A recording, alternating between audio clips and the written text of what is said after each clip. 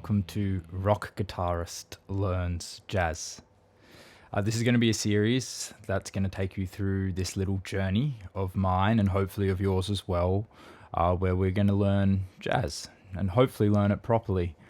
I don't want this to be about myself. I want it to be about the musical journey, but seeing as though it's the first of the series, I'll do a quick little background just so we've got a starting basis so we're on the same page. But if you don't want to watch that, then I'll put some timestamps in the bottom, skip straight ahead. For those of you who are still with me, my name is Harry. I've played guitar for a little over 20 years now, which is the majority of my life.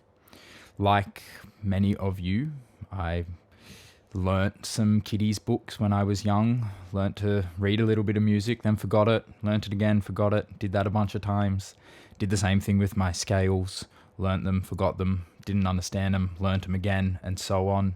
Worked through the classic rock repertoire of the 50s and 60s and 70s, moved on to some of the slightly more shreddy kind of stuff of the 80s, the grunge and alternative stuff of the 90s, and the more modern rock stuff of the noughties. And I feel that my guitar playing is at a crossroads. I don't want it to stagnate. I spent the last 4 years studying at the top conservatorium here in Australia, which was great for broadening my musical horizons and knowledge, but I didn't do a whole heap of guitar playing there, and I wanted to continue my guitar journey, and jazz seems like the right option. Alternatively, I feel like being at that crossroad, the other option is to actually go down the uber technical modern shred guitarist route, but it's never interested me, and every time I've ever gone close to that route, or I spend a couple weeks doing the technical practice, I just get really bored. Not that there's anything wrong with that kind of music. I think it's great, and it's really amazing to see what people are doing with the instrument, but it's just not for me. And so jazz it is. I'm going to try to keep these videos relatively short and kind of focus on just one or two main ideas each week as I'm learning them myself. Hopefully we can pick this thing up together and go through this little jazz journey. We're going to start with something that's going to be seemingly simple, but I actually really struggled with it during my first lesson, mainly because we were doing some chromatic movements with scales, and as I'm sure many of you who play rock stuff, there's a few keys that we get really used to playing and comfortable playing in, E, A, D, G. But the moment I was sort of in between the dots and doing some of those C sharp D flats or D sharp E flat scales, things got a little bit confusing. So the first thing we're going to do is do a quick revision. I'm sure it's going to be a revision for the majority of you, of major scales. But we're going to do them a little bit differently perhaps to how you've played them in the past. What we're going to do is we're going to run a major scale on the root 6. So whenever we say that, I'm going to be talking about our low E string, the 6th string. And then whenever we say root 5, we'll be talking about the A string. We're going to do these major scales over 2 octaves, and we're going to use a second scale degree above that second octave as our turning point to run back down the scale.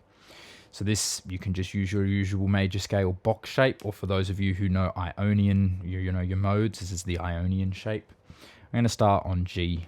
And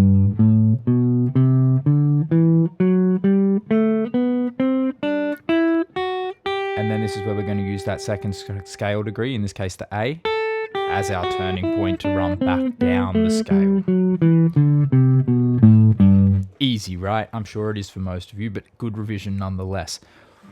What we're going to do is run that from this G, and you're going to take it all the way up to the C, doing it chromatically. So we would go into G sharp next. Same thing, second scale degree is our turning point to come back down. Onto A sharp, onto B, onto C, and then we're going to run back down the chromatic, part of the chromatic scale. When you're doing it up, try think of them as being sharps, so G sharp, A sharp. When we're doing them as a descending, we're going to try and think of that as a B flat this time, and then as an A flat. And that's important just to try and grasp where we are on the neck and how that's going to fit into keys and the theoretical side of things when we're actually in a playing situation. Next, we're going to do the same scale, the same major scale, but this time on a root 5. So we're going to start here on this C. We worked up to that C, so we're going to take it down here. This is a little bit trickier because we're running it over 2 octaves or just over 2 octaves. What we need to do is actually come out of position. Now, I'm not going to tell you guys how to do this. I'm still sort of working out exactly the way I want to do it myself, and I spent a few days trying to work out the fingering that I prefer. You could run it more like a box shape initially and then do your movements up. We're still going to use that second scale degree on the top as our turning point to send us back down the scale for the descending part. Personally, I'm preferring at the moment to run these as like a 3-note per string, and then using the turning point as my 4th note. Instead of running straight back down that high E, I'm actually swapping over to the B string slightly earlier and then coming back down that way. Again, find out what works best for you. There's different approaches. Everyone's got different playing feel, different fingers, something that they're used to, something that they maybe want to try, something that's new. That's what's working for me at the moment. And we're going to do the same thing. We're going to take that from C, ideally up to the F sharp, and then that way we've done every single note for our octave. We've gone from that G, and we're finishing up on that high F sharp. And then moving back down, so trying to think of them again as flats as we run back down the scale chromatically. They're our first 2 exercises. So major scale on the root 6, G to C, and then swapping over to the root 5, this C here, and we're going to run that up to the F sharp and back again.